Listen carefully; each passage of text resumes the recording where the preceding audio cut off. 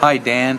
All right, here we are again with Tracy, and with the second in the series of interviews, just finding out just what about big ways is so much fun. Thanks, David. Okay, so in this interview, I just wanted to go over a bit of history and background of Australia and NBC. So, of course, you came to Corowa in 1999 for the World Championships. It wasn't the first time, but yes. It wasn't the first time? Oh, so tell us the first time you came to Australia. The first time I came to Australia was in 1992. Right. I was there for the national championships and coached the team who won the national championships that year.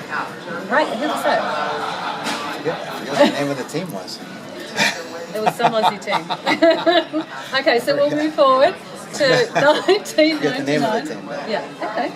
In 1999, you're back in Corowa.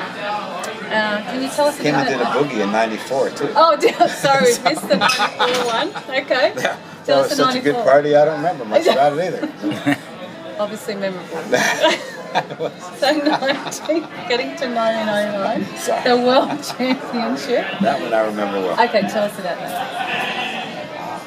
What was your team? My team was Arizona Airstream.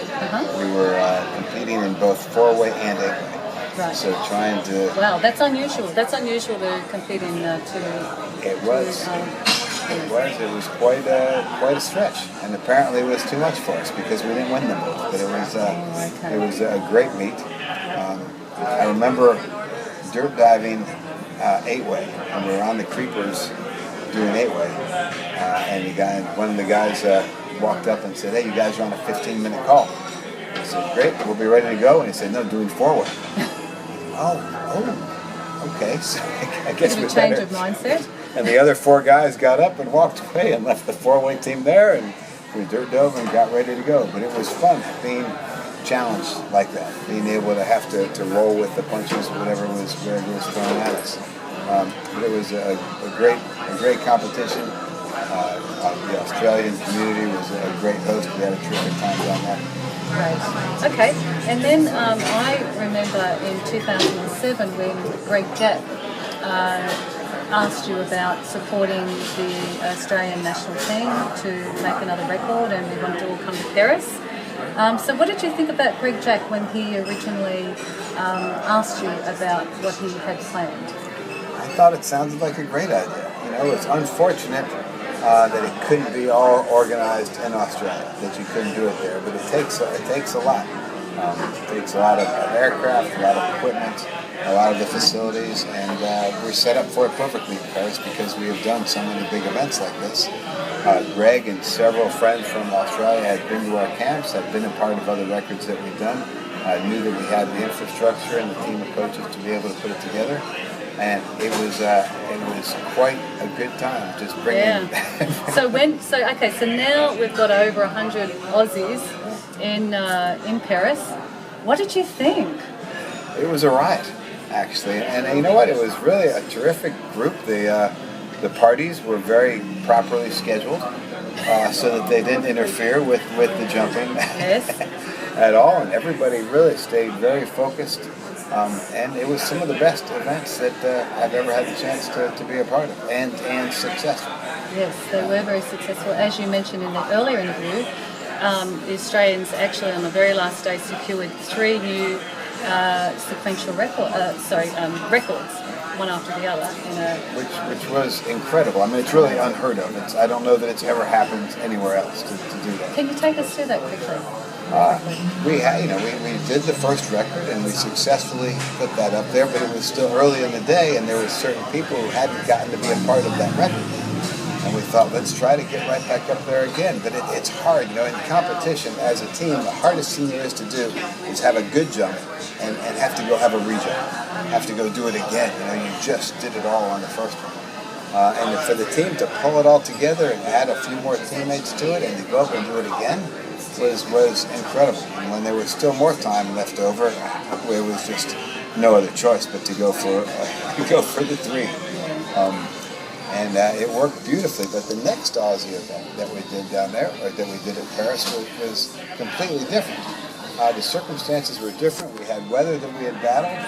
We You're didn't talking get, about 2015? yeah, Yes. yeah. We didn't get the training in that we had wanted to get in at all. So we had a lot of people who we knew would be ready if we had the time, but we didn't have the time. We weren't able to train the way we wanted to. The camps weren't able to go the way they were designed to go, and we were down to the wire, and we were down to the last jump. Yes. The last jump of the whole thing. I remember quite well. We had that huddle at the before we went up for that last jump, and there was a lot of emotion, and it was quite a powerful jump. And what was going through your mind at that point? Did you think we were going to do it then? You know what? I had no doubt when we walked away from the dirt dive. I really didn't. I could just feel the concentration and the focus of the whole group, and I knew that everybody had the skill.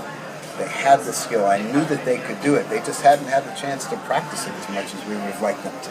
But I knew that everybody on there could do it, and just looking at just the mutual support that there was, the positive vibe in the whole group, it was a pretty magical feeling. And I remember on the jump, when it all came together and looked around and saw everybody was on and looked across at Tom Jenkins across from me, and we knew we had it there, and it was just like electricity going through the whole group.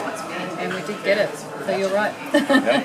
And so, working with the Aussies, what sets us apart from other nationalities? What do you like about working with us? There's a certain really fun balance of focused competitors who are there to put up their very best. You know, they're not messing around, they're focusing, they're trying to learn, they're trying to identify what they have to do the best job they can do all the time, and keeping a really laid back attitude, keeping a good sense of humor about it the whole time. Very often people get so stressed out, they put so much pressure on themselves that they just snap. And as a community, with the whole group from Australia, there was just less of that. Yes, let's push ourselves, let's be the best we can be, let's do the best we possibly can, but let's have a good time. Let's have a good laugh. Let's not get all worked up about it and stressed out. She'll be right, mate. It's a she'll be right, mate attitude, right?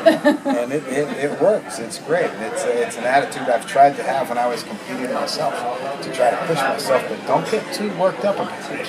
But it seems to be a cultural quality from Australia. Great, thanks, Dan. So that ends our second interview. We're going to come back for a third interview next month. Thanks, Dan.